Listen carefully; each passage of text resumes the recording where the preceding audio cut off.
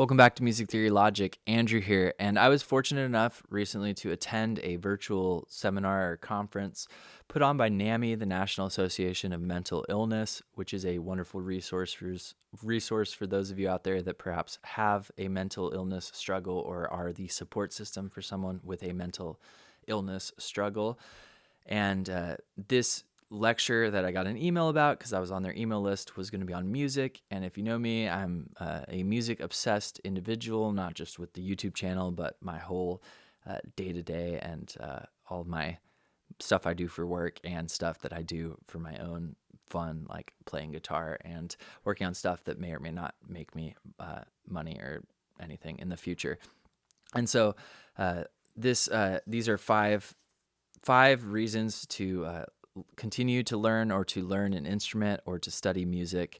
And again, based on the lecture from NAMI. Our lecturer was Kiminobu Sugaya, PhD. Forgive me if I'm saying that name incorrectly. I really enjoyed this lecture. He began by talking about how a flute was discovered in the Danube River dating back to 45,000 years ago, which is pretty amazing. To make it even more amazing, that flute actually was tuned to our same major scale, what a lot of people would refer to as solfege, or the individual notes from a major scale, do, re, mi, fa, sol, la, ti, do. Believe that flute had 5 different holes or 5 different pitches that were possible. So the 5 reasons that I have for you today, the first one, which really blew my mind, it's hard for me to even believe, but again, it's I pursued music for my love of music, not for these things. So it's kind of cool to learn that there were some hidden benefits. But the first one is it makes you smarter. Now, our presenter used the example of Einstein being an accomplished violinist and pianist. Einstein was also quoted as saying that music was an amazing and essential part of his life and that it helped him in all areas of his life, so perhaps with even his academic pursuits. A study that our presenter referenced, forgive me, I'm using some of my notes, said that the study of music or listening to music can enhance verbal memory, spatial reasoning, and literacy skills. And the reasoning for that was that when language in the brain, when they do brain scans or brain imaging on people that are like reading or focused on some sort of language pursuit, it lights up or it uses the left portion of the brain, would look to be like the center. Forgive me, I don't remember the actual term for that portion of the brain.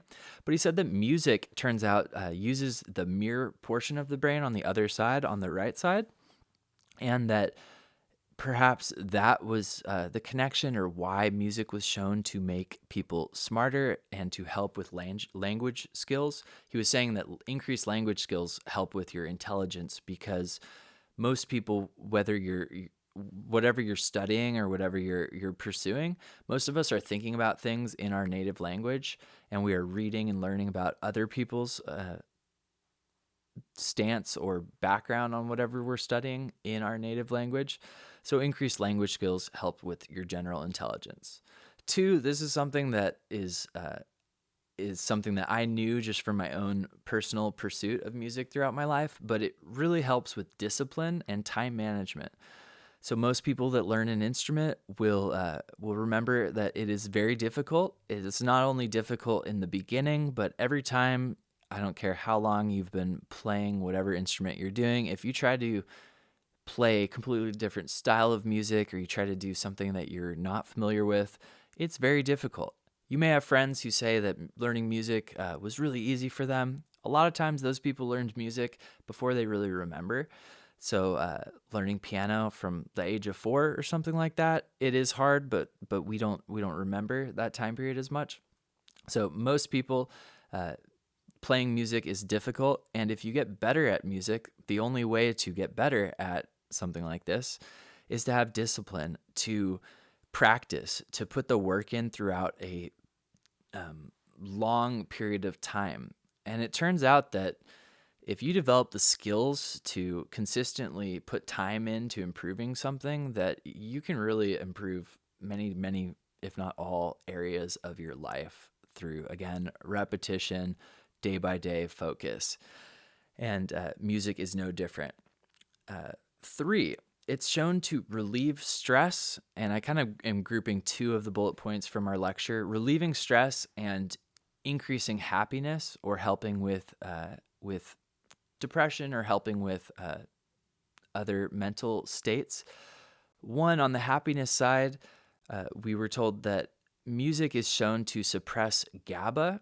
I don't have the background to explain to you what GABA is, but we were told that GABA is inversely related to dopamine. In other words, like the more GABA we have, the less dopamine; the less GABA, the more dopamine. Dopamine is a feel-good or a happiness drug or hormone, or that's where my knowledge ends. But through playing music, or through listening to music, through bringing music into your life, you can increase your dopamine or feel happier. The second one tied into that, I think of it as stress. He used it as it increases your or strengthens your immune system. We can actually see that performing music and listening to music slows the cortisol response of stress, which has been shown cortisol to then impact the immune system and other things. And so there are these like 2 specific things that we can measure in the body that music has some sort of impact on, which I thought was pretty cool. I've felt music to cheer me up in sad times, or I've felt it to make me feel healthier, or it contribute to my life, but I didn't know those specifics for it.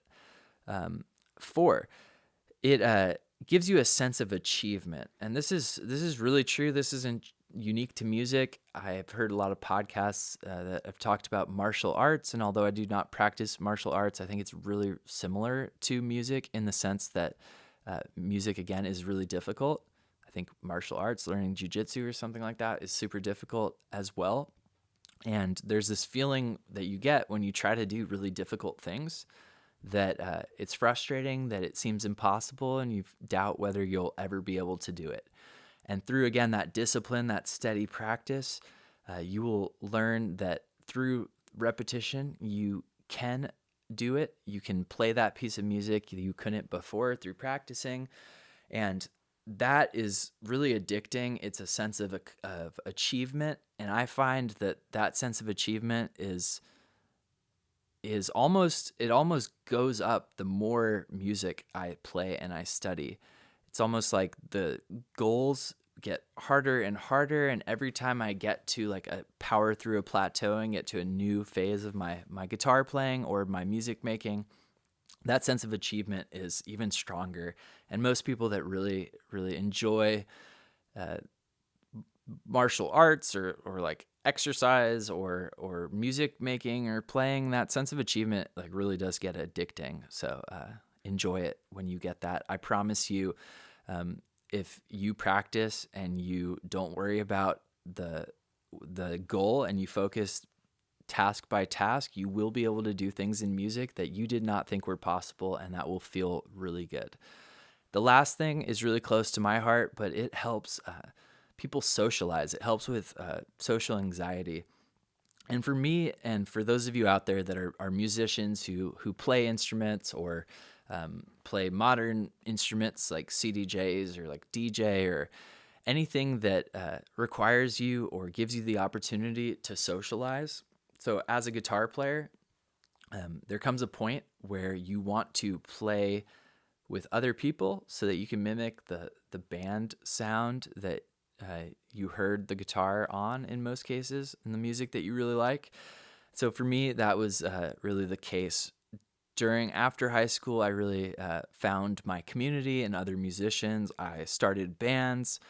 Bands led me to performing.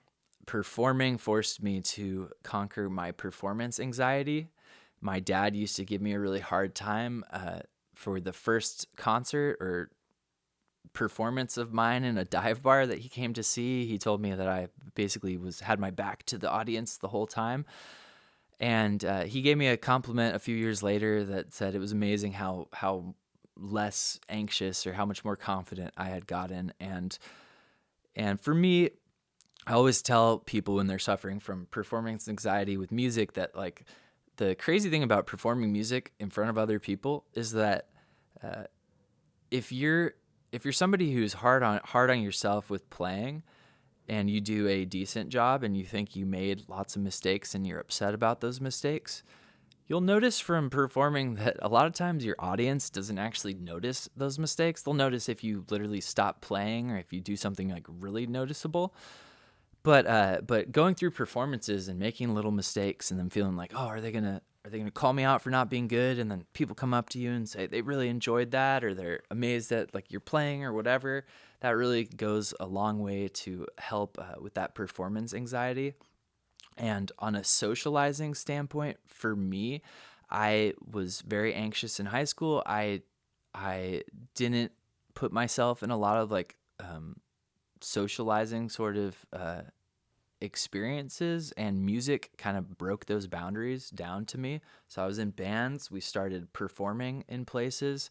Pretty soon I was in a music venue because my band was playing there for the evening. Gave me an opportunity to talk to other musicians, talk to people that were there, gave me a reason to be there, and it really helped me to get past a lot of that anxiety. And probably some of the reason that has led me to even doing a YouTube channel. Believe it or not, this made me incredibly nervous and still makes me nervous from time to time. But I credit my study of music and my music experience that has given me the skills I need to do this. So those are 5 reasons uh, to learn an instrument, or to the benefits, 5 benefits that you get from having music in your life.